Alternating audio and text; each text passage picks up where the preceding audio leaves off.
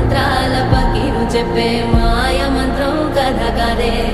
చంటోళ్లను భయపెట్టే భూచోడి కథ కదే తాత ముత్తాతమ్మల భూతాల కథ కదే విక్రమాదిత్యుడు చెప్పిన వేదాళుడి కథ కదే దీపము నుండి దెయ్యం వచ్చే అల్లావుద్దీన్ కథ కాదే ఇది ముడత చర్మం ముసలి చెప్పే కథ